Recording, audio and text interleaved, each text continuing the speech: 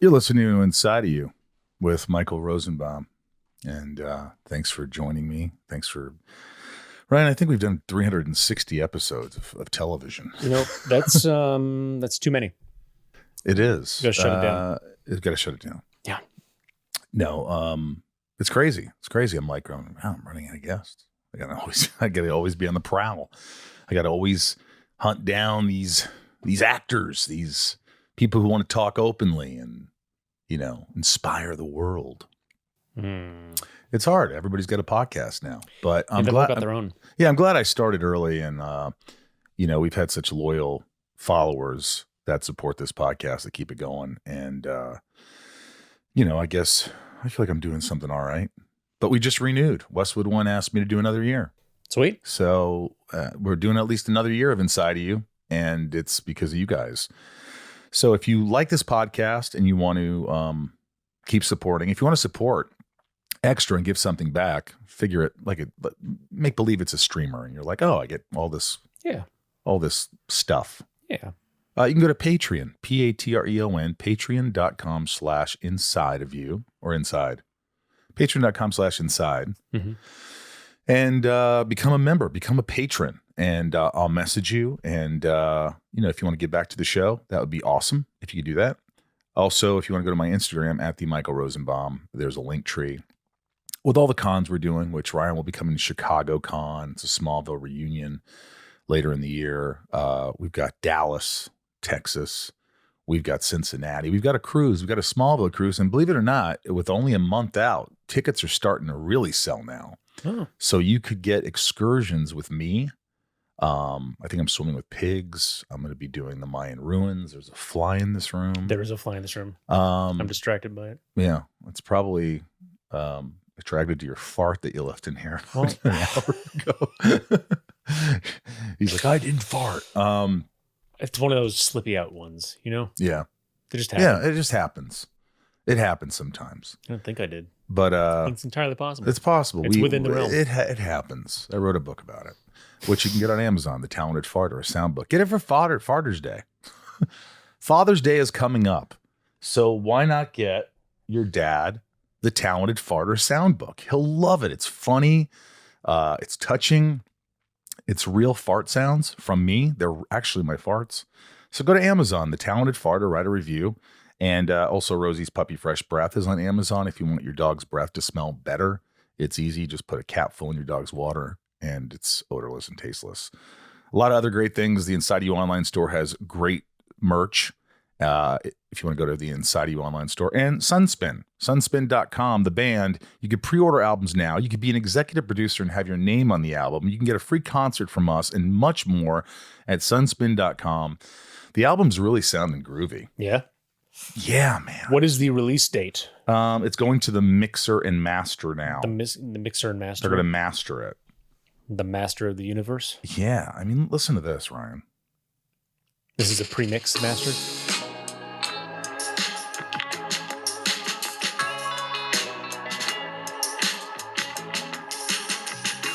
Who's playing bass? This guy named Coop. Dude, it's really groovy. I'm so proud of it. Yeah, I'm so proud of it. It's it's the best album we've ever done. So really exciting stuff. So a lot of information for you guys today, but don't forget the important part is Katherine McNamara is here.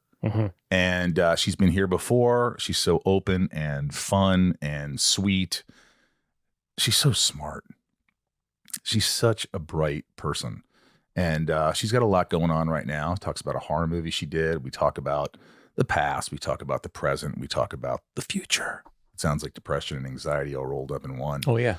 But I think you're going to really enjoy this. And again, thank you for supporting the podcast. And if you like it, write a review, follow us. Let's get inside of Kat McNamara. It's my point of view. You're listening to Inside of You with Michael Rosenbaum.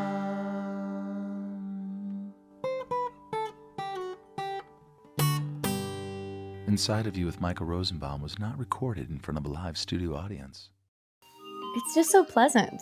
We're already in the conversation, guys. We're talking about ringtones, and she likes her Star Wars ringtones. It's true. And I like my show tunes or Yeah. like Price is Right game show? It's great. Do you ever watch The Price is Right? I did. I watched The Price is Right every day growing up. Yeah. Yeah. It was right kind of when I would get, because big old nerd. I only went to school for like extracurriculars and I you know. know, all those things. But it was right when I would get home from school, from like home ec or whatever, Price is Right would be on. So my mom and I would sit and watch Price is Right and hang out in the morning. So the It's great. sound of Price is Right is nostalgic to you. Absolutely. So you hear it and you're like, that was a moment, me and mom. Do you remember the games? There was Plinko. Yeah. What, that you drop the thing and it goes beep, beep, beep, It's beep. the hardest one. That's but, the hardest one. But that's why it's one that win the most money. But you know. I just got back from Palm Springs and I went to a casino and I didn't do well this time. No? No, but I love, like, I never thought I'd be the old guy sitting at the slot machines playing Wheel of Fortune. It's true. I mean, the slot machines, I every time I go to Las Vegas, I have to you got to put at least a quarter in a slot machine once. Quarter. At least, just one. Do you know how much money I spend on Wheel of Fortune? Because I'm usually lucky and I do really well. But let me Yeah. tell you something. You don't win with gambling. You No. don't. And what they do is the Wheel of Fortune, every time you do it, almost every time it goes, Wheel of, and you're like, and then it doesn't happen. But now your whole body's like, I want to say fortune. Wheel of another dollar, another dollar, another dollar. It's And like then you get constant it and dopamine. it spins the wheel Uh-huh. and it's like 1,000, 500. And somehow and this 30. Hey, you 30. came out with something though. No, but that's the lowest and you have to get something and it's 30. Out of 40 numbers on there, I get the lowest one every time. But I was at the airport on my way home from Vegas once and I hit 1,500. Whoa. And everybody around me was like, whoa. Holy moly. Yeah, it was awesome. That's That was amazing. an awesome feeling. But that doesn't happen. That's why Yeah. it's so addictive, right? Yeah. I mean, the only time I've ever like seriously tried gambling in Vegas, I think it was at the craps table or the roulette table, I forget. But I know my friend and I had just gone on like a 2-day trip to Vegas and we made back all the money that we had spent on the trip and then started to lose and stopped. So basically we got a free trip out of it. That's the goal. If you can go there and make money and say, if I hit this, I'm leaving. Yeah. Then you win. If your room's paid for and your meals, you've won. Everything in moderation. But you know how Vegas was built? It was built on losers. Yeah, I guess so. That's how they build Vegas. If Yeah. everybody won, then it would be Vegas. That is true. Yeah. You don't really gamble. When we talked, you were never really into anything. Like, no, in a good way. Like, Yeah. I wish like you have nothing you're addicted to, right? Oh, caffeine for sure. You're addicted to caffeine. But oh yeah, I mean, I just think that's anyone who works in film and TV at some point becomes addicted to How caffeine. many coffees do you think you have a day? When I'm not working, one or two caffeinated beverages, depending on what I'm doing. Right. Because I train every day and I do all that as well. But when I'm on set, it's usually just a steady drip of coffee. It's just a steady. I have a coffee in my hand all day long. Really? Is that Although- healthy? Probably not. Although when I was filming Walker Independence, interestingly enough, Mhm. when you're wearing a corset for 12 hours a day, I had to stop drinking coffee because It bloats too you? much heartburn. Oh, heartburn. I couldn't drink any coffee. And I remember starting the series, learning that, going, how am I going to do this? Because I need this to Were you get through. exhausted every day? I switched to tea. And actually, I almost prefer tea now. Caffeinated tea. Yeah, like English breakfast tea. Really? Do you Mhm. put milk in there like the English? I just started to recently, and I think I like it, but I I'm, like I'm it not too. sure. I'm experimenting. Oh, look what you got there. Oh, look, I have Show my everybody. inside of you thermos that I'm going Yes. to take to every set Available on moving the forward. Inside of You online store. So you're not a drinker. I mean, not. You'll have a couple Like, drinks. yeah, You'll I- catch a buzz every I once like in a a while. scotch. I'll. A scotch. Yeah, I mean, you're a little thing. I know, Like, but a scotch will probably give you a buzz immediately. oh well, yeah, I'm a good Irish girl, and also, all the boys on Shadowhunters taught me how to drink because I was 19 when I started. Who that was the show. worst influence on Shadowhunters? I don't think there was a worse influence. Honestly, I will say I was such a square when I started that show. Not that it's a bad thing, but I remember meeting you through Isaiah. yeah. Mustafa, of course. Oh yeah. But I know now looking back that I definitely needed to have a safe space in which to kind of step outside of my comfort zone. And that's what those boys were for me. I mean, I had, 5 big brothers around me at all times, and we did all sorts of fun things and had insane adventures every weekend. And I was really glad to have them around me because I did learn new things and I did step outside my comfort zone and, start drinking scotch and a bunch of other things. You're always working. You always have projects. You're always, you're busy. You're always busy. I try to be. I like being busy. I have the luxury of loving my job. I love what I do for a living. I love the people I get to work with. And I'm a happier and I'm a better person when I'm busy.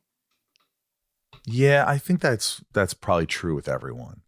I don't think people realize how important it is to be active, to do something. Yeah. I mean, I always talk about this, but if you're sedentary and you're not getting up or going outside or having something to look forward to or having a passion, that's going to kill you. It is. It's just about engaging your brain in one way or another. Whether it's going for a walk and looking at the trees or reading a book or going and having a meal with your friends or just calling someone on the phone. It's we're built to engage with things and we're built to kind of find outlets for the things that excite us. And, as I get older, I'm finding more and stranger and different outlets for things, but I really enjoy it. What projects can we look forward to that are coming up? Ooh, anything coming up that there's a few things coming any up. horror movies? There is a horror movie coming Really? up, actually. Yes. Is it good? It's very good. I haven't seen it, but the script is amazing. Ooh, what is it? It is called Coyotes, and it is Ooh. starring Justin Long and Kate Bosworth. I love who them both, and they're very married. dearly. I know. They're I the got to get best. them on the podcast. Justin said they would both come on. They are just the nicest people I've ever met in my life.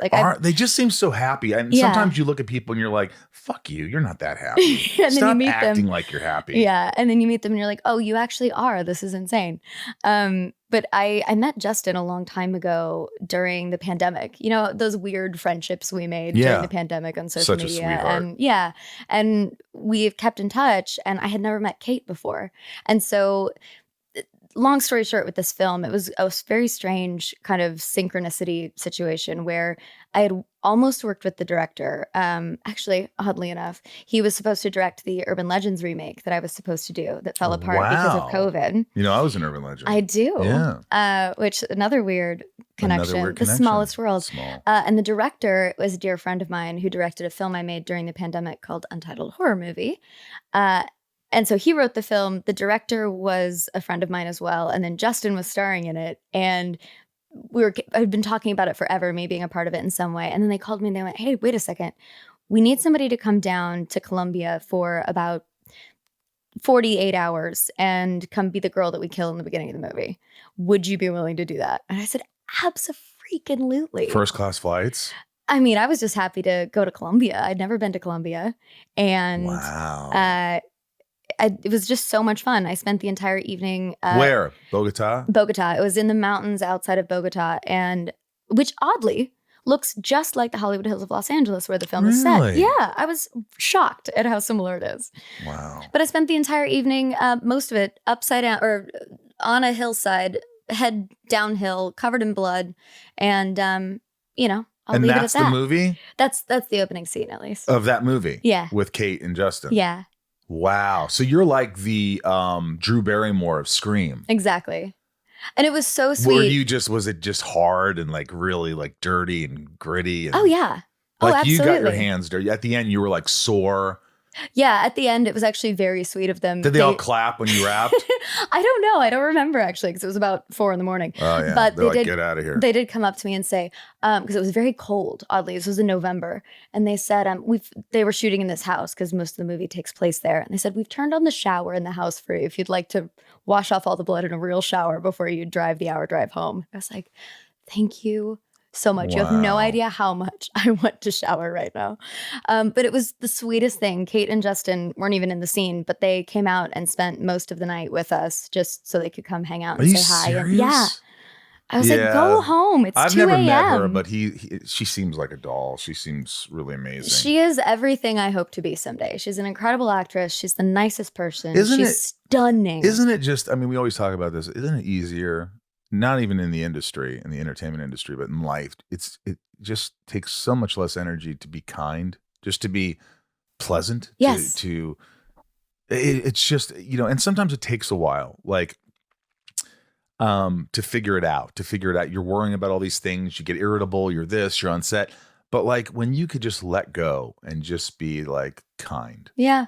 it changes everything, doesn't it? I wish more people realize that. It's so much simpler and easier to be kind, and it takes less effort. And it at least I feel like, I don't know, maybe it's just me, but it takes more effort. Not that I'm ever purposefully unkind to people, but I don't know. The other comes just not more naturally. Yeah. Have you ever worked with people that are unkind? This podcast is sponsored by Smalls. Listen to this. This is really cool. Smalls cat food is protein-packed recipes made with preservative-free ingredients you find in your fridge, and it is delivered right to your door. That's why Cats.com named Smalls their best overall soft cat food. To get 35% off plus an additional 50% off your first order, head to Smalls.com and use our promo code INSIDE for a limited time only. This is amazing. You're getting really great food for your cat. And these loved ones of ours, I mean, I don't know what I would do without them. They're our furry little friends. Mm-hmm. And I think I like them more than people. And so they should be treated like people, like humans. Better, I believe. And that's where Smalls comes in. Well, Smalls was started back in 2017 by a couple of guys home cooking cat food in small batches for their friends. And just a few short years later, they served millions of meals to cats across the United States. That's right. After switching to Smalls, a survey shows about 88% of cat owners reported overall health improvements. That is a big deal. The team at Smalls is so confident your cat will love their product that you could try it risk-free. That means they will refund you if your cat won't eat their food. Yes, that's right. So what are you waiting for? Give your cat the food they deserve for a limited time only, because you are an Inside of You listener. And I know a lot of you have cats out there. You can get 35% off Smalls plus an additional 50% off your first order just by using my code INSIDE. That's an additional 50% off when you head to smalls.com and use promo code INSIDE. Again, that's promo code INSIDE for an additional 50% off your first order plus free shipping at smalls.com. This show is sponsored by BetterHelp. 26% of Americans who participated in a recent survey say they have avoided seeking mental health support due to fear of judgment. You think nowadays that, it wouldn't be that. And it's a shame because so many people could really benefit from therapy. And, when people hesitate to get help, it doesn't just affect them. It impacts families, workplaces, and entire communities. This Mental Health Awareness Month, let's encourage everyone to take care of their well-being and break the stigma. The world is better when people are healthy and happy. Therapy is a great way to take care of your mental health. It empowers you to be the best version of yourself, and it's for everyone. It isn't just for those who've experienced major trauma or loss. BetterHelp has over 10 years of experience matching people with the right therapist from their diverse network of more than 30,000 licensed therapists with a wide range of specialties. BetterHelp is fully online, making therapy affordable and convenient, serving over 5 million people worldwide. And with BetterHelp, you can easily switch therapists anytime at no cost. I think that's a big thing, where it's like, what if I don't like my therapist? Well, it's easy. You just change.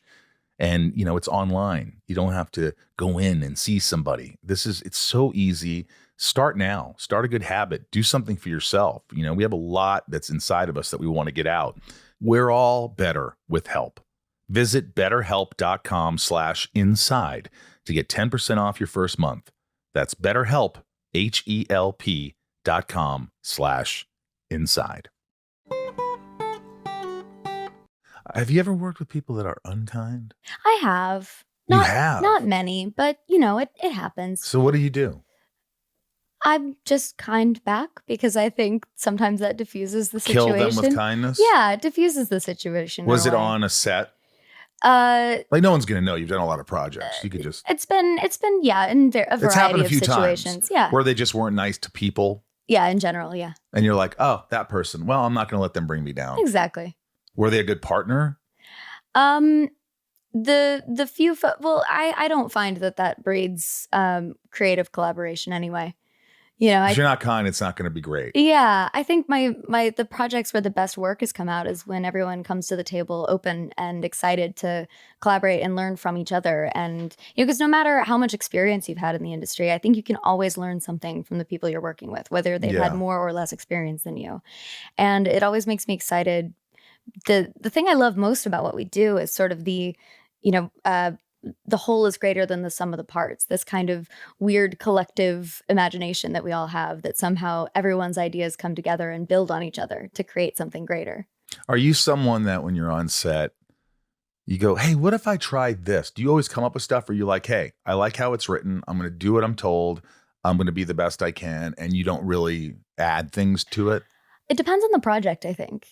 Some things will kind of inspire more ideas from what's on the page. I'll see what's on the page and I'll go, oh, wait a second. If, it's like algebra. If X and Y, then what if Z kind of thing. Right. And is that algebra? I don't know. It's I don't some know. sort of No, math. no. I think it's algebra. No, I'm kidding. Yeah, But I think, especially when you have other people working with you that are doing the same thing, the sort of tennis or ping pong, if you will, of those creative ideas can just only make everything better. But when you've been working with people for a long time, sometimes that happens without saying. As you know, from being on a series for many, many years, the writers and the way the character is written and the way you play the character kind of become one in a lot of ways. Well, I think what you're saying is when you're on set, the vibe. Yeah. Like, can I play around? Can I do this? If not, it's pretty evident. It also honestly depends on the set, because some people are more open to that. Some directors don't like working that way. Right. And, I'm flexible. I just kind of feel out the situation and do the best that I can. I like to play. I like to play. I like to be like, hey, we got that. Can we just do one for us? I agree completely. Hey, let's just have more fun. Let's do this. Let's just let it go. And and if it works, it works. If it doesn't, great. But it's fun. It feels collaborative. It feels like you're a little freer. I agree. And I think creatively, those are the times when the surprising magic moments happen. Right. The things that you never would have expected, the things that you can't write that have become some of the most iconic moments in film and television history. Oh, there's so many. Yeah. I think when we talked last, you don't really get anxiety. Not particularly. You get nervous? I think there have been times where I have been, but like if you have a big speech and it's a big scene and it's day one and all this stuff, you're just like, it's work. Let's do it. I think if I'm prepared. If I'm unprepared, I will be a nervous wreck. Have you been unprepared? There have been times. Where you felt like you were ill-prepared? Yeah, there have been times. I mean, look, especially the way that things are shot now, there's not enough time for anything to happen. There's more pages than you should be shooting in a day. And especially if you're, leading the film or the TV show, there's a lot coming at you. And there are some days where you get to set and you go, yep, I did not look at that scene yesterday. I haven't looked at it since last week. All right, let me hope that these words can somehow end up in my brain. Or you get a rewrite as you're coming into the scene and you're like, great, cool. Nobody knows this. So let's figure it out together. I don't like rewrites before a scene. No. On my cue cards. Yeah, but you figure it out, and those are the moments. I think anything that's challenging or terrifying or whatever it is, those are the moments where you grow. Yeah. That's one reason I did this Stephen King miniseries, The Stand, a few years ago. And I was coming in episode 4. Did you meet Stephen King? I did not. I wasn't there when he came to set. I know. There's been twice now because Isaiah brought me to the set of It too, because he knows how big a Stephen King fan I am. And I've missed him twice now. So someday Stephen King. Do you? Yeah, he autographed my Carrie book. Oh my God, that's amazing. It's somewhere in here. I don't know where it is. I'm such a big fan. Yeah, I have so many autographs. Did you notice all the autographs? I did notice all the autographs. I mean, like you got Kurt Russell, The Thing. Good Lord. You got the whole Aliens cast. Oh my God. You got Gene Hackman. Oh my Superman. God. You got, come on. It's amazing. I think, next, if God forbid there's another fire and I have to evacuate, I have to put all these in the van. Yeah. Yes, you're going to have to just maybe roll. I don't know. It depends on how much time you have. Yeah, you're not going to have time to roll. I think you just take them, stack them, throw them in the van. Right. Just figure it it. I mean, or have a fire I live for this shit. People sometimes think, why do you need that? Why do you need an autograph? Because it's the kid in me. It's a piece of history. It's like, these are movies that I love that, are nostalgic. And I look and I'm like, oh, he signed it for me. This guy signed. And most times, on set, I'm like, and I'll ask you this, but I'll ask if I'm in awe. Like Steve Martin, I work with Steve Martin. I'm like, Oh my gosh. and he was really cool. We had lunch. He was like, tell me about Smallville. And I said, Steve, would you sign my jerk poster if I brought it in? He goes, well, yes. And I brought it in. I have a jerk poster signed by Steve Martin. I don't know why that's not up. I was going to say, where's that room. poster? But That's like, true. do you ever ask someone for an autograph? Have you ever done that? I don't know that I've ever asked someone for an Would autograph. or a picture? Or when I was living in New York and I was going to see Broadway shows, I would take my playbill to the stage door if I really loved the show and it was someone, that I really looked up to. Sure, I've done that. Who have you gotten? Vanessa Redgrave is the one that I can remember because she and James Earl Jones were doing Driving Miss Daisy. And she actually stopped and talked to me and spent I was one of the only people at the stage door and we ended up chatting because I think there was a mutual friend, crew member that had gone from my show to her show or something. Wow, it was a connection. Yeah, it was a crazy, weird, small world, which is why I love Broadway. But I probably should have done over the years, given a few of the people that I worked with. Would you now, if you did a movie with Meryl Streep, would you get an autograph from Meryl Streep or a picture? Because I would get a picture for sure. Because that to me, like those memories. Well, you get a picture because the set photographer. I guess so. But here's the deal. Here's what I want to explain. I think they think that, it's embarrassing. They're my peers. But chances are you're not going to work with Meryl again. That's true. 99.9% chance you're not going to do something part 2 or whatever. Well, right? So I just say, hell with it. I'm going to keep this is forever. I have a Postcards from the Edge poster signed by Meryl Streep. That to me is a win more than even doing the movie. It's a piece of history. It's a piece of history. Great. I will say there is one time I did, and it's right when A Little Night Music, the Broadway show I did, was closing. Stephen Sondheim had just published his book Finishing the Hat, that is sort of like the breakdown of all his lyrics and why he wrote what he wrote and what it means and all that. And Stephen had been, or Steve, as he told me to call him, Steve, had been a huge part of the show. He would come see the show every 2 weeks. He was always backstage. He hosted a few dinners for us, and he was really a part of the show way more than he even. So you felt comfortable doing it? No, because it's Stephen Sondheim, and actually, Steve to you exactly. Well, it took 4 of us too. We all had our books because it had just passed Christmas, and so we'd all gotten our books for the holidays and came up and went, Mr. Sondheim, would you mind signing these books? And he went, I will, but only if you call me Steve. That's awesome. It was just he was the kindest man, and I don't think we'll ever have someone like him again. No, but I'm very grateful to have spent some time. With him. When I work with Steve Martin, I said to him, I go, I heard this story about you that people would come up to you for an autograph, and you would hand them a card instead of an autograph, and it would say, "You met Steve Martin." He goes, "That's true. I did do that." I think that's great. I mean, look. That's so funny. It's fun. That if you had that card, then I'd say, could you sign that? Well, yeah, exactly. But at least that's something. Like, it's a unique thing. And if he's not comfortable doing that, at least it's, he's not just saying no. Yeah. Something about you is, unlike a lot of actors, and this, I'm sure you have a good reason, but like you always hear about people and dating and movie stars and actors and all dating. I never hear anything about you. I never hear, Kat McNamara's dating so-and-so, or nothing about your love life, nothing about your personal life. Yeah. Is that deliberate? Not really. I've seen so many of my friends either purposely like hide and mask their entire personal lives, or, over publicize and promote it and like really put it out there. And I've kind of not done either. I just kind of live my life and post what I post and spend time with who I spend time with. And I think Are you dating? I am dating, but it's not going particularly well at the moment. Oh, but but I'm trying. This won't air for a while. I'm trying. Right. Here's hoping. But I've had some wonderful relationships over the years, and people have questions. But if you Google like who has Kat McNamara dated, it's all incorrect. It's entirely incorrect. And I sort of love that. It shows my girlfriends. I'm like, I don't even know this person. Exactly. And this person I went on one date. What the fuck? With me, it's people I haven't even dated. It's just people I've been friends with for a really long time. That always, it's me with some friends too. Like, we dated. Like, it was, what's her name? It doesn't. Oh, Candace King. You know Candace? Oh, yeah. Yeah, it said we dated. We went on one date. Yeah. We went to an event together. Right. Well, but we dated. Well, I mean, who You knows? know, I find I'm it just saying. hysterical, though. I sort of love it. You And just I'm laugh at sure it. like it'll happen eventually. And if people do ever find out whoever I'm dating, fine.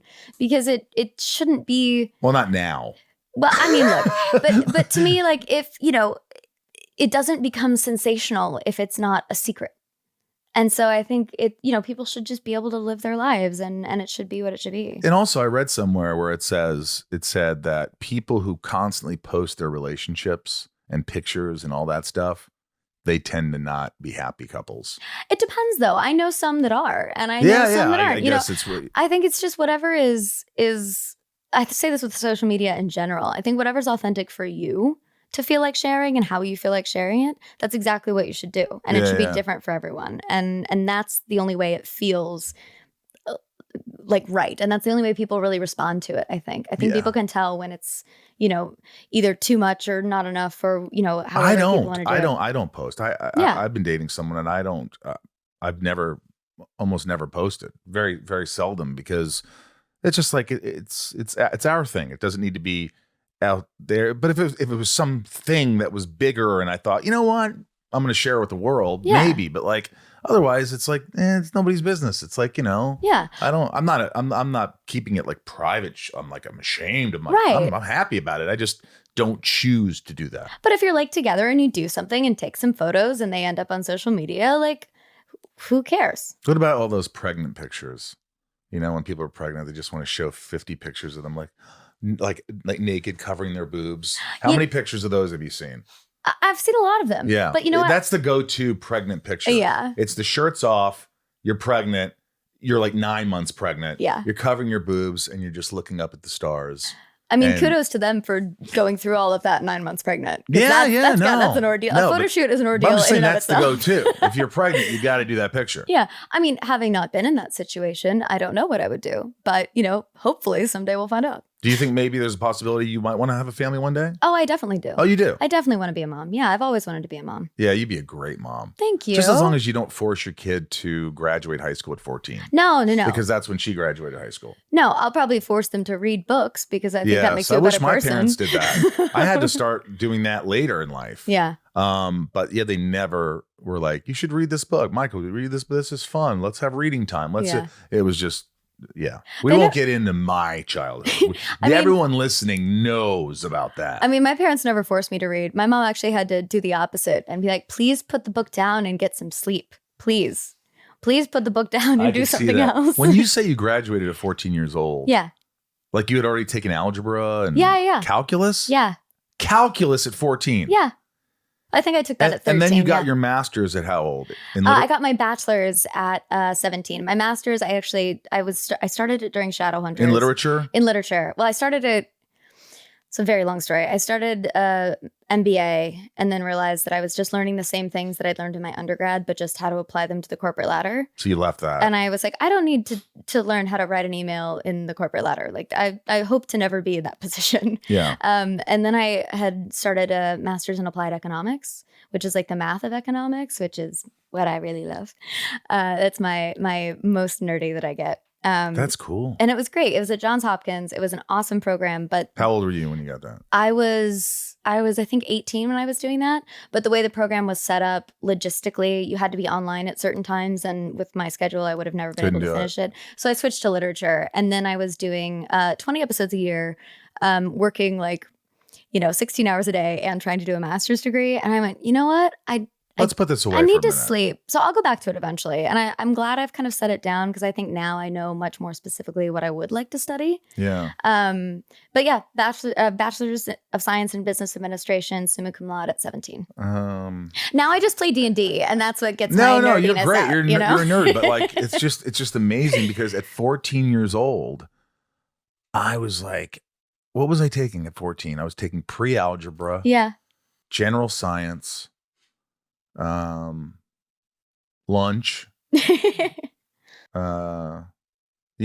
Just not. But I was, that's another thing. But economics. Does that mean you're really good with numbers? Are you really good with stocks and all that and investing? Are you really good with that stuff? I used to be. I haven't studied it in over 10 years, but the side of economics that I was way more interested was developmental economics. The math of economics aside, like applied economics, which is sort of the mathematical mechanisms that make economics. But what I really wanted to be when I grew up, before I was an actor, was a developmental economist, which that's sort of where kind of sociology, anthropology, and economics meet. Because there's a lot of places in the world that are still developing economies, and they're so reliant on, the big powers of the world, and yet a lot of the ways in which their society works contradicts modern capitalist structures. And so developmental economists go in and sort of bespoke economies for these places. Really? And and at least from my understanding at the time, try and kind of help meld the two so that they can have an economy that will have longevity, but also build their own economic independence. Do you want to do that? Are you doing that at all? Or do you think, like, let me ask you, if acting wasn't a thing, and singing, because I know you're a wonderful singer. Thank you. Would you go into that? If nothing in entertainment was a possibility, if AI takes all our jobs in the next 5 years, then sure. Possible. It is possible. There could be some voice just asking you all these questions. Could you imagine? I would hate it. Like you're just talking to a computer and they're going, in Shadowhunters, why were you, it would just be weird. I don't know. I think a lot of humanity would be lost if that became our world, and that would be very sad. Inside of You is brought to you by Rocket Money. If you want to save money, listen up, folks. Rocket Money is a personal finance app that helps find and cancel your unwanted subscriptions, monitors your spending, and helps lower your bills so you can grow your savings. This is just a terrific app. Ryan, you use it, I use it. So many people across the country use it, but I think a lot of people don't realize that this app is just designed for them to save money. Mm-hmm. See all of your subscriptions in one place, know exactly where your money is going. From ones you don't want anymore, Rocket Money can help you cancel them. Rocket Money's dashboard gives you a clear view of your expenses across all your accounts. It is just incredible. Rocket Money will even try to negotiate lower bills for you. They automatically scan your bills to find opportunities to save, and then you can ask them to negotiate for you. They'll deal with the customer service so you don't have to. Thank the Lord. Rocket Money is amazing. I mean, sometimes you get a streamer, you want to watch a show, and then you realize, oh, it was a free trial, and I signed on, and now I owe $150. And why did this happen? Well, don't let it happen with Rocket Money. Rocket Money has over 5 million users and has saved a total of $500 million in canceled subscriptions, saving members up to $740 a year when they use all of the app's premium features. Cancel your unwanted subscriptions and reach your financial goals faster with Rocket Money. Go to rocketmoney.com/inside today. That's rocketmoney.com/inside. rocketmoney.com/inside. Today's show is sponsored by strawberry.me. Listen, a lot of you out there, including Ryan and myself, we work hard and to get somewhere. That's the goal. But sometimes we get into a rut and we don't know what to do. We could talk to our friends, but they don't know anything. They're not experienced. They're not trained specialists to know what's going on. They're not career coaches. And career coaching is brilliant. I have learned so much from it. For instance, one of the things that I started doing was I got a whiteboard and scheduling my events for the week. I write a list of all the things I need to do. And my career coach says, just circle 3 of them and get those done for the week. And then off to the next 3. And things I want to do with my health. And there's so many little things that I've learned by career coaching that have helped me throughout the years. And I want to help you. So I know it works. And this just isn't generic advice. It's personalized, results-driven coaching experience that uncovers your hidden strengths. It gives you the strategies to stand out and move up faster. And most importantly, it keeps you accountable so you follow through and you make real progress. At strawberry.me Career Coaching, we help professionals like you take the next step with confidence. We'll match you with a career coach who gets your challenges and goals. Yes, it's so amazing once you sit down with someone and talk to someone who specializes in this, and they know your weaknesses. Believe it. They'll be like, "Oh, what are you doing?" And they're like, "Okay, well, let's try this. Let's try," and things that you you're like, wow, why didn't I do this forever ago? Your next opportunity is out there. Let's make sure you're ready for it. Get started today at strawberry.me/inside and claim your $50 credit. That's strawberry.me/inside, because your career success shouldn't wait. Do you how do you deal with rejection? Because you audition probably, I'm guessing, 5-10 times a month. Oh yeah. Well, if I'm lucky. And most of them are probably rejections because you can't get every job. Yeah. I mean, look, I don't know. I feel like rejection, this might be kind of sad to say. I feel like rejection has been a part of my life for most of my life. And mine. Yeah. Both and personally? even, And professionally. Yeah. It happens. I've only ever broken up with one person in my life. I've been broken up with the rest of my dating experience. But that's impossible to fathom, because I mean, you're the full package, right? I don't know. There's some. You're just a kind person. I don't obviously. there's a lot of, I don't know, but that's just guys. Also, guys. I think this generation is terrible at dating. I think right now in the world, everyone's terrible at dating. But that aside, as far as rejection goes, I'm just such a firm believer. And I credit, my mom and grandparents to this. They sort of raised me believing that all things happen the way they're supposed to, and you might not understand it. And, whatever's meant for you won't pass you by. Yeah. And don't take it personally. Yeah, exactly. That's the key, is cut it off. Yeah. Especially in the entertainment industry. So much of it has nothing to do with you or your performance or whatever it is, Yeah. I will say that's the most frustrating thing about a lot of the feedback I get. It's like, no, we loved it. It's just not you. And I go, okay, but I don't have anything to work on. I have a problem. If you're a casting director, I'm going to tell you right now what my problem is. If I go in the audition and I suck, you tell my agent he wasn't really prepared. He couldn't get the lines out. It just didn't work at all. Yeah. Don't say, we loved him, he's great. Yeah. Because we loved him, he's great every time. And it's bullshit. But you are great. And so But I've been ungreat. I've been non-great. No, it's Would true. it be ungreat? Non-great. I've been sub-great? We're coming up with our own terminology. But look, I like honesty, but I get so much, you killed it. And I remember telling my agent when I go, Ryan, they're lying. I didn't kill it. I dropped the ball completely on that audition. That's bullshit. Yeah. She's not giving you the right feedback. So I once asked a casting director that I sat with, and I said the same thing to him. He goes, do you know why? Because we don't want to burn bridges. If that person breaks out and starts doing a lot of work, we don't want to be the person who's like, oh, he said I was this and he said I was that, and there's a grudge. And there's all this weird. Yes, they said that to me. They're lying to save their own, I mean, look, the people can be emotional. I understand that. I'm just not that person. I would so much rather someone give me constructive criticism and give me the brutal, honest truth in any aspect of my life. I think that's the only way you grow as a person. No, I think so. I think, if somebody told me my performance, if I said, hey, how'd it go? I saw it. I go, I thought you did okay. I didn't think it was great, but I would be like, okay, why? And it would probably sting like, oh shit, I wasn't good. But that would just make me work harder. Yeah. And want to prove myself more. Yeah. Well, I think I don't know. I feel the same way. I've been in a lot of situations where I've had to prove myself over the years.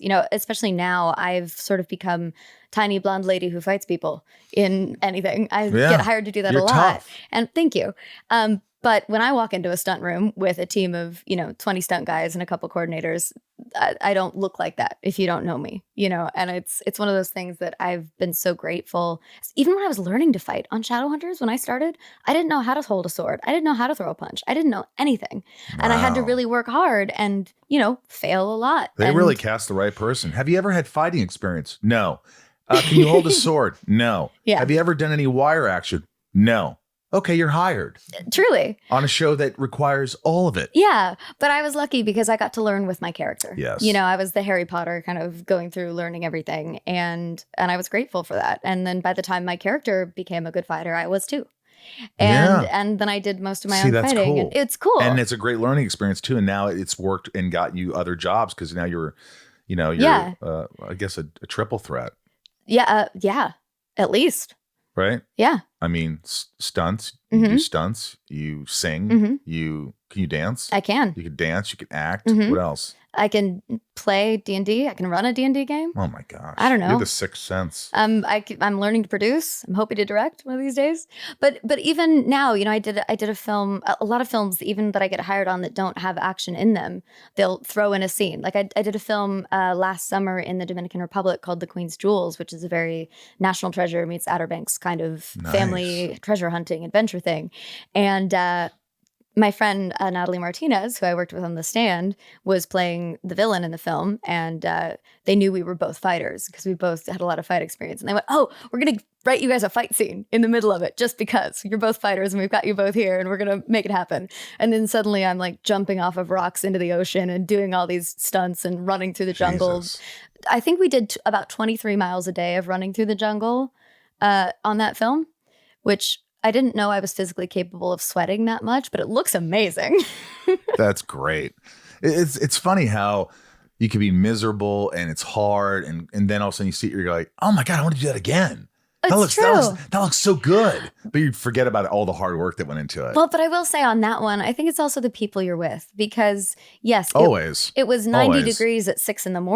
on that set every single day for 3 weeks, 6 days a week. Good Lord. But we had the time of our lives making that film. See, that's the just saying that, it doesn't even matter if the movie's successful. Exactly. If you have the time of your life doing something you love, you win.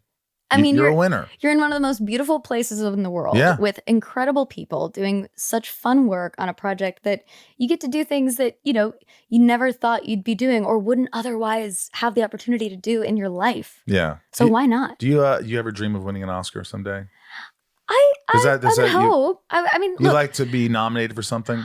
I think I would like to be working on the level of project that would lead to. Sure. But I wouldn't say the award is my goal. I would say the material is my goal. Yeah. That's the reason that I'm trying to build in any way in my career. I just want to be working, but ultimately the kind of material that really challenges me and is really interesting to me is the material I'll get to if I can, move the needle to the next kind of chapter of my career, hopefully. Would you still do a horror movie, another horror movie? 100%. Would you do something that was gritty and dark and, I don't know, like running through the woods and creature? And yes, I'm actually honestly dying to do something like that, because I often get cast as, badass who fights people or super put together lady who's forgotten about love and then falls in love. I never get to be messy. Well, I'm just saying. Anyway, I'll talk to you after. Talk to me after. I like where this is going. No, it's great because you're also a survivalist in a sense. Oh, I love that. I am a Girl it's Scout. It's something that your father instilled on you, and oh, cool. And like, I'll tell you. Oh, I'm excited. Yeah. But the only time I've ever gotten to really play a character that's messy is in The Stand, and I will say it's one of the projects that I'm proudest of in so far as my work goes, which I don't say very often, but because I was so on a precipice of not knowing if this was, the best work of my career or the end of it the entire time. And I had to just do it. And I had to commit to it and just be in it. And, playing such a vile person that I am completely in opposition of in just about every opinion and characteristic of, and yet finding a way to love that person and to humanize that person, not only for myself but for the audience, and then just being someone who is so balls to the wall but just messy and wild and unpredictable. It's a different kind of openness and play that you have to allow yourself to be unpredictable in that way, and I really enjoyed it. Yeah, there's like, That's awesome. No, I love hearing how you want to do the work. You want to be in it. You're invested. When you're in, you're in. Yeah. And you're still close. Your mom. You're very close to. I am. My mom and I are so tight and have been for most of my life. We've been through many ups and downs together in our situation, but does she watch everything you've done? She does, and does she comment? Is she always a good supporter? Oh, she is. But the thing is, my whole family's in science and medicine, so they know nothing about the entertainment industry. Yeah, and it's the best thing because it's also not a big deal. I haven't become someone different to my family because my I'm in movies. grandparents never they weren't in the entertainment industry. Yeah. I remember my grandfather calling me once. It's funny. Just you made me think about it. And he goes, he's watching Smallville, and they would watch it every week. And he goes, yeah, what is this Lex? He's doing these things to Lana. What is it? That's not good. Why are you doing this? Yeah. And I'm like, it's not me. It's the character or whatever. Yeah. Like, I remember he used to question things like, Oh, that's so funny. yeah, we watched the show. I don't know. It's It's so but funny. he was always honest. He would say things like, "Oh, you're a bad guy, Mike. You're a bad guy." I loved her. My family's kind of the opposite. They just love it. They just find it fascinating. And I think I will say one of the most gratifying things that really made me feel successful for the first time was, having my grandfather, who's a dentist from a small town in Missouri, finally see this as a career and not as just the thing I'm doing before I go do a real job. When I was finally supporting myself and working consistently and doing all this stuff, I saw the shift in him. And that was the biggest kind of mark of success for me. Yeah, that happened with my grandparents. They didn't really know what I was doing. Right. They That's didn't know thing. the like, and then all of a sudden I invited them to come to a convention where I was signing autographs. And I remember the look on my grandfather's face. He's like, what are all these people in line for? I'm like, I guess me, Irv. And he goes, they're waiting in this line for you? Yeah. That's fascinating. What do they want? I know. But it was like, I think that's when I saw that look like, my grandson, he's doing something that's bigger than I ever thought he would do. Yeah. I mean, he always loved me unconditionally. Like, Yeah. it didn't matter what I did, but like letting him see that was beautiful. And yeah, it's cool. It's knowing, because most, I don't know how many, even when I was successful with acting, some of my grandmother's friends would say, it's a very difficult business. And, a lot of actors, they don't make any money. So, you should have something else. I go, yeah, no, I'm with you. Thank you. Not knowing that I'm actually working and like, my grandma, he's an actor. And they would think that because most actors are unemployed. Yeah. So I got it. Yeah. But what's a role you were bummed you didn't get? Some big role. Did you ever go up for something and you were bummed you didn't get it? Many, many, many times. There's one that sticks out. There is one. There is one. Do you know the book The Giver by Lois Lowry? No. I think it's by Lois Lowry. Oh, goodness. The book The Giver. Probably I'm wrong on the author because I haven't. Ryan will look it up. Yeah. Whatever. So anyway, the book The Giver by Lois Lowry was one of my favorite books as a kid. And they were making the film. And it was Jeff Bridges and Meryl Streep and, a myriad of amazing people. And being the ginger freckled child that I was, the lead girl in the film, who's like the love interest of the main character, is a very tiny red-haired freckled girl. Oh. And I went up for it and auditioned a million times. And actually, I did one audition and was on my way. I was flying to New York because I had a final callback for a Broadway show as well. And so I was in Texas, I think, on my layover, and I get a phone call and they're like, hey, we need you to come back because you have a director's session for this tomorrow.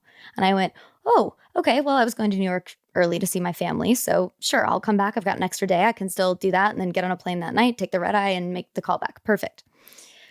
Did the callback, went very well, got on amazing with the director, went to the airport. I'm sitting at LAX, getting ready to get on my plane, and they're like, we need you to come back tomorrow for a chemistry test. And because it's between you and one other girl. And you missed the Broadway? And I had to make a choice. And I went, if I don't try, because I'm this close to this part in the book that I carried around for years as a child, I'll regret it for the rest of my life. So I missed out on playing Sarah Jessica Parker's daughter and Blythe Danner's granddaughter in a Broadway play, and went back and did the chemistry test. And then for several weeks after, they were trying to make this decision, and they're calling me like, do you have a passport? Are you ready to fly to South Africa? Can we, put you on a plane, whatever. And looking back on it, again, it's one of those things that has nothing to do with you. It's all about, because the girl who booked it is an incredible actress, but she and I look entirely different. And I think, I don't know, but what I surmised from the situation is they were trying to decide between going with the type physically in the book and against it. Mhm. And they ended up going against it, and more power to them. But still, did you cry? I don't think I cried. But did they ask you on the Broadway show to come back? I missed that completely. That was done. Yeah, that was done. They don't put up with that. No, that was a done deal. With Broadway, if you're there, you're there. If you're not, oh well. Oh my gosh. So I missed out on 2 jobs. Yeah. And I've been close on stuff too. That's just like, holy shit! I thought that would have been big. That would have been a big one. Yeah, and you know what? But you look back and you're like, there was something else that was supposed to happen instead. Something that was more right for you, and there's a reason that didn't happen. There's a reason it didn't work out, and that's fine. There's nothing you can do about it, so why wallow in that? There's so much in life that you can do nothing about, and life is so short. Nobody's dying. Nobody's just hurt. being grateful, moving on, trying to help the world, be kind. Exactly. Shit talking with Katherine McNamara. This is rapid fire. My top tiers have asked questions, so you're going to answer them, hopefully. Oh, amazing. Go to patreon.com/insideofyou and support the podcast and help us out. We'd appreciate it. Before we jump into that, can I bring up something I'd love to talk about? Yes. If we're wrapping up? Well, you got questions first and then we'll wrap up. Okay. Another thing I wanted to just bring up, because it's getting to be that time of year, is the Big Slick, which is a huge charity event in Kansas City. And just because it's such a huge part of my life, and we're gearing up for it right now, and it's going to be the 16th year of the Big Slick this year. Tell me about the Big Slick. So the Big Slick is a charity organization that was started by a bunch of comedians that are from Kansas City 16 years ago. Just a few names you might know. Paul Rudd, Jason Sudeikis, Eric Stone Street, Rob Riggle, and David Koechner. And now Heidi Gardner, who's also from Kansas City, they're now the Big Six. And there's a bunch of folks also in the entertainment industry from Kansas City. David Desmalchin, Anthony Hill, David Cook. Loved it, David. A bajillion people are from Kansas City. It's truly astounding. And we all go back every year and bring back a bunch of our other friends that we've worked with in music and entertainment and film and television. And do a concert? And we do everything. We do comedy, concert, music. Yeah. We play 2 innings of a softball game before a major league game in the Royal Stadium. We go to the hospital. We visit kids. But you have to be from Missouri. You don't have to be. We bring back everybody. We bring back whoever we can, whoever's going to bring in support for the hospital. I wish I had jurisdiction over who comes. Well, tell them I'm interested. Ring up the boys. They'll get you in there. But what's so fantastic about it is Children's Mercy is the hospital there. And all of this money, they focus a lot on pediatric cancer research and care. And they have so many departments outside of that, even that wouldn't even be possible. So many experimental research trials that would not even be possible without the Big Slick. And they're a hospital that operates a lot like St. Jude. And they'll treat the kids no matter what and deal with the rest later. I love that. And it's honestly the most incredible thing. There's certain departments there that within, a 6-hour, 8-hour radius of that hospital are not available in a pediatric kind of unit. Wow. And so there's families that will drive 6 to 8 hours one way just to be treated at this hospital, because it is one of the premier children's hospitals in the country. Where can people donate? They can go to bigslickkc.org and Big Slick KC, like the letter K, then C. bigslickkc.org. And we have a huge variety show that happens at the end of the weekend with an online auction that even if you're not there, you can still bid on some of the items. There's a live auction, and we top our total every year. Over the 15 years, last year the grand total was over $25 million. And in last year alone, in a 3-day weekend, we raised $3.9 million for the hospital. Good for you. Good for Big Slick. I love hearing this. It's just a joy. I do a lot of charity work and work with the Ronald McDonald House here in LA and foodonfoot.org and and it's just, and when I think of children, you always want to do anything you can. Well, and the more involved I can be, I just keep trying to get more and more involved. I'm running the 5K for them this year because there's for you. The hospital has it's called the Hospital Hill Run. They have a 5K, 10K, half marathon that happens the same weekend. So I'm getting up and I'm running the 5K, and then I have 20 minutes to get ready and get dressed and get on the bus to go to the hospital. So I'm just adding more to my plate, but I'll do it. BigSlickKC.org. We have so many great people who listen to every episode, so I'm sure they're going to donate. And thank you so much. And I'll donate for sure. So we'll try and get you involved. It's a party. I'll be involved. Whatever. You don't have to fly me out. I mean, this is the thing. I'll post. I always like helping out. Look, it takes some, especially for the entertainment industry. It's the people that are there for the right reasons to take time out of their schedule to come to Kansas City of all places for a weekend. You know why? Why? Because it's not about when the cameras are rolling. It's about what you do when the cameras aren't rolling. That's exactly it. 100%. But you'll have a ton Right, of Ryan? fun. And yeah. But you'll have a ton of fun and we'll feed you a bunch of barbecue. So you really might have the better end of the I'm deal in. there. If you get me in, I'm in. Inside of You is brought to you by Shopify. I don't know about you guys, but if you're thinking of starting a business, whether it's small, medium, large, it doesn't matter. Shopify is the commerce platform behind millions of businesses around the world and 10% of all e-commerce in the US, from household names like Mattel and Gymshark to brands just getting started. This is coming from experience. You need to get Shopify. You need to use Shopify. It is an absolute must. I've talked about this ad nauseum. Right now I have Shopify for both podcasts, and it is so easy to navigate, and it helps your business so much. I'm selling products. It's that easy where it's all on one page. You upload a picture of your product. You weigh it. I have a scale that costs a couple of bucks. You put your price, description. It will track the analytics, how many you have left, if it's doing well compared to other products, how well you did from last month to this month, and so much more. Shipping and all that is so easy. I handle it. I can do it. If I can do it, you can do it. Get started with your own design studio. With hundreds of ready-to-use templates, Shopify helps you build a beautiful online store to match your brand's style. Accelerate your content creation. Shopify is packed with helpful AI tools that write product descriptions, page headlines, and even enhance your product photography. Get the word out like you have a marketing team behind you. Easily create email and social media campaigns wherever your customers are scrolling or strolling. And best yet, Shopify is your commerce expert with world-class expertise in everything from managing inventory to international shipping to processing returns and beyond. Oh, if you're ready to sell, you're ready for Shopify. If you're ready to sell, you're ready for Shopify. Turn your big business idea into cha-ching with Shopify on your side. Sign up for your 1 month, $1 per month trial period and start selling today at shopify.com/inside. Go to shopify.com/inside.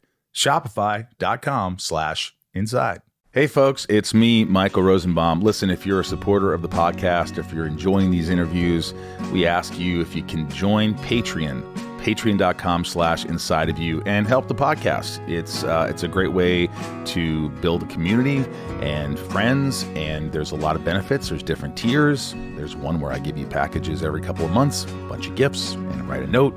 You get your name shouted out on the podcast, and much, much more. But most importantly, you'll be helping the podcast. So if you want to become a member of Patreon and support this podcast, that would be awesome. So just go to Patreon, Patreon, patreon.com/inside of you. And I really appreciate you. Thanks.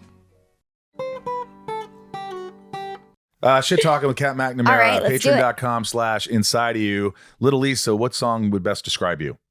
Best describe me? Maybe the Cantina Band song from Star Wars, just because because it's happy and nerdy, and you remember it. All right. I don't know. Jeez, Raj, tell me about a time you felt you manifested something into reality. Interestingly enough, I'm not sure if this is just the time or it didn't. Before Shadowhunters, I had been a series regular on one TV show, but further down the call sheet and all these things, and I really wanted to have a TV show that I could just dive into head first and create a world and be a part of something bigger than me. And it was about a year. I would go to bed every night and think about it and, try and dream about it or whatever it might be. And a year later, Shadowhunters happened. And I will say, I just think the energy you put out into the universe is what comes back to you. And whether that's manifesting or positive thinking or whatever it might be, I just think that, I think those things are real in a way. Niko P, what helps you get in a good mood when you're having an off day? Ooh, it can be a lot of things. It can be music. It's usually going for a run or doing something to kind of shake me out of whatever routine I'm in. But it can also be as simple as calling a friend and having a conversation, or calling my mom. Got a friend. Yeah. Sometimes a conversation with someone you love is enough to turn your day around, or someone smiling at you. A stranger smiling at you on the street can be Just enough not to a turn your day creepy around. smile. Yeah. Please don't do that. Yeah. Taylor R., what are the difficulties working on a Disney project compared to others? I don't know, really. I wouldn't say there are particular difficulties in any other corporate company you work for. You know, every corporation So that it's is sort of as the big same is, in its own. yeah, they all have, you know, there's every shirt you wear has to go through, you know, 17 approvals before you do, or every, you know, dialogue change or whatever it might I be. know. But obviously they know what they're doing because, you know, they've been in business for as long as they have been, and they're still doing all right. True. Linda M. What do you love most about life? That's a really interesting question. I think the fact that there's constant opportunities to learn things. You know, I think I always try and learn something new every day, or explore something new, or find something new. And I think the fact that the world is so big and life is so surprising, I think if you're open to those things, it can be a really interesting, fulfilling life. I think I worked with Rod Steiger, who was an Oscar Award winner. He was the brother in On the Waterfront. Oh, cool. That he talks to in the car. And he said, "Hey, how you doing today?" I'm like, you know, doing all right. He goes, "Try missing one. Like, try missing one day." Ooh. In other words, it's like every day's a great day. Yeah. Try missing one. Yeah. You know what I mean? Yeah. And I really liked it. Wow. I really liked it. It was simple, but it was just like, you know, it's so true. It's like, no matter how hard, and we face adversity, our mental health, you know, sometimes is a little fractured, and we got to work on things, and disappointments and money issues and this and that. It's like, okay, you're alive though. You're alive. So, you know, what can you do to make things better? You know, you always have a chance to hopefully make things better. If, you know, not everyone. I mean, if obviously there's this comedian who said something like, I forgot, I'm going to mess it up, but he's like, you're healthy or you're not. If you're healthy, you've got nothing to worry about. If you're not healthy, two things. One, you're going to get better. Two, you're going to get worse. If you get better, there's nothing to worry about. If you get worse, two things. You're either going to die or you're going to go to heaven. Oh, no. If you go to heaven, you got nothing to worry about. If you go to hell, you're going to either be crispy or extra crispy. I mean, he just keeps going. It's a lot longer, but it made me laugh. It was so fun that I was like, it's kind of true. It's like, if you're healthy, you got nothing to worry about. Yeah. If just be healthy, nothing to worry about. Yeah. If you're not healthy, I just thought it was so funny. But that's just it, though. It's a choice. You know, life is always a choice. It's a choice whether or not to have a good day or a bad day. And yes, everybody has bad days. Yeah. Everybody goes through things and if you're going through something, sometimes you do need to, you know, acknowledge it and feel it and process it and work through it. But don't live in it. Don't stay in it. Yeah, that does you no good. It does you no good. Why wouldn't you want to move beyond it and overcome it and keep going? I've had those days where I'm like in bed, I have anxiety and I just don't want to get out of bed, and and I'm just like, what are you doing? You're just bathing in this, basking in this shit. Yeah. So I just go, fuck. And you get up and you don't want to get up, and you walk down the stairs and you put your shoes on and you go outside and you walk up the street and you go, do you feel worse now? Like, no. Do you feel better? Maybe a little. Yeah. Well, there you go. Yeah. It's do something. Yeah. Do something. My friends always know I'm going through something when I'm like running 12, 13, 14 miles a day. They're like, are you okay? I'm like, yeah, no, I'm running. I'm running great. All the time. I'm fine. That's in the movie Evil Dead 2.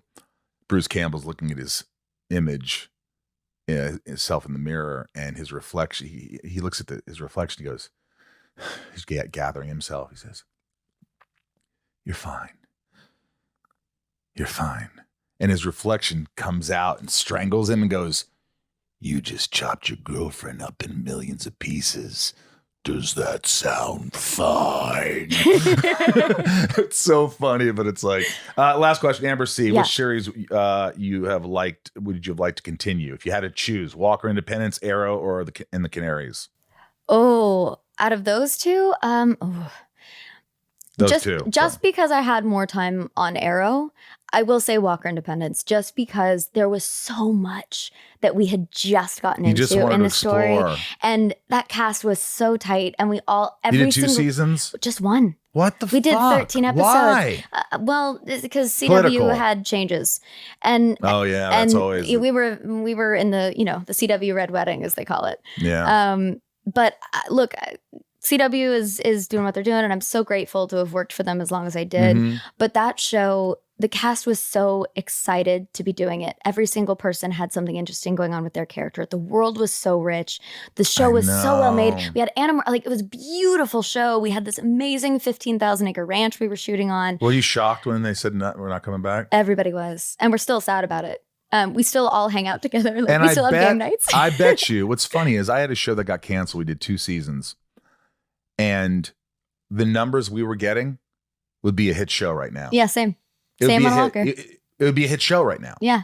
I've talked about this with the producers. It's like our numbers were good. They were decent. But now that show would have got 6 years, the numbers. Yeah, but it's the same thing with Green Arrow and the Canaries. I would have loved to continue playing that character for ages, and even Shadowhunters. You know, it was one of the highest rated shows on Netflix internationally. We were doing great on Freeform, and you know the way the politics of the industry worked, it didn't continue. But I mean, with the way the industry is now, who knows what's going to happen with any of those things? Like Yeah. I would go back to any of those in a heartbeat if I was asked.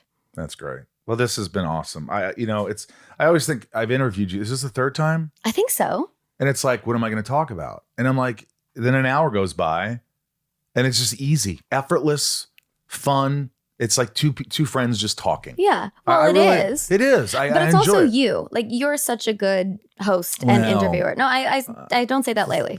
Thank you. But I think it's because with these headphones, I'm forced to listen. I have to listen. And I have ADD. So it just, and then I'm invested and Yeah. I'm listening. I'm thinking, well, like you should, when people are talking, Yeah. you're thinking of how to respond or go down that. Oh, let's talk about that. And like a conversation. So thank you. But thanks for being here. Of course, You're anytime. always great. Do you have a dog? I don't. You don't. I wish I did. I travel too much. Do you? Okay. I have dog nieces and nephews. You do? I adopt my friends' dogs and claim them as my own. You do? Yeah. Oh, that's sweet. Yeah, I have, yeah, a lot of dogs. Anyway, thanks for being here. What can we look forward to again? We have the Queen's Jewels, which should be coming soon. Coyotes is coming soon, and a bunch of more things that I've got a million irons in the fire right now. Well, you and we're just let gonna me see know which so one when this happens. comes out, we could put it in there. I will, but Big Slick is the biggest thing that's coming up. Big Slick, KC.org. Donate. It's such an amazing thing, organization, and hopefully I'll be part of it.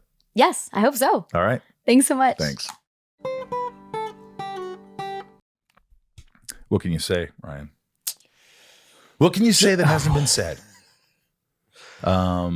Just a nice. She's so sweet, man. I hope she just deserves the best. Yeah. She's just a good soul. And it was a pleasure having her on the podcast. And anyway, thank you for listening. Also, hey, if you like the podcast, make sure you follow us at Inside of You Podcast on Instagram and Facebook, at Inside of You Pod on the Twitter or the X. And a lot of groovy stuff going on. So I guess that's it, really. I'm going to read off the top tiers of my patrons who give back to the show. And if you want to be a patron and get boxes sent by me, and all that stuff, you should join Patreon. Patreon.com/inside of you. Here are the lovely people who support this podcast for many years. I hope some of you already got your 5-year gifts. And I think they're awesome. I hope you like them as much as we hope you like them. Yeah. Here they go. Nancy D, Little Lisa, Yukiko, Brian H, Niko P. And Yukiko, I got to give Yukiko a shout out because she comes from the far side of the world, my friend. And she supports this podcast. She's been around forever. And, everyone here supports the podcast. But Yukiko is just, she's so far away. She's just, she's far away. And she's so supportive and lovely. And I really appreciate her. Brian H. I hope your friend's doing all right. Niko P. Hope Zach's doing all right in the family. Rob I. My Rabbi. Jason Dreamweaver. Always taking care of himself. Well, not always, Jason, but you are lately.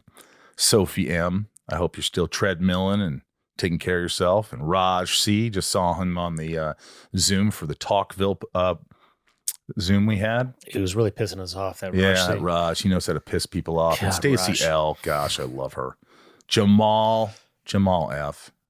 How the hell are you? Good, man? You good? Janelle B. We love our Janelle B. And Mike. Sweet Mike. El Dan Supremo. 99 more. Santiago M. Santiago was on his way to help a child with his heart when we were on the Zoom. Can believe that. He's a doctor. He's lovely. Leanne P. Good old Leanne P. Always a supporter. Always sweet and cool. Maddie. Hi, Maddie. Kendrick F. Love our Kendrick F. Belinda N. Dave Hole. We love Dave Hole. Dave, how are you, Dave Hole? Brad D. Brad D. Amazing. Ray H. Of course, she's lives in Japan too. So talk about far away supporting this podcast. Tabitha T. We love, and Tom N. Talia M. Don't forget Tom N. and Talia M. Betsy D. Betsy, I hope you're doing much better. And say hello to the girls for me. Rhiannon C. Hopefully I'll see you soon. Michelle A. Michelle, what's up? Jeremy C. Oh, Jeremy. Mr. Melsky. Eugene R. How's that little boy?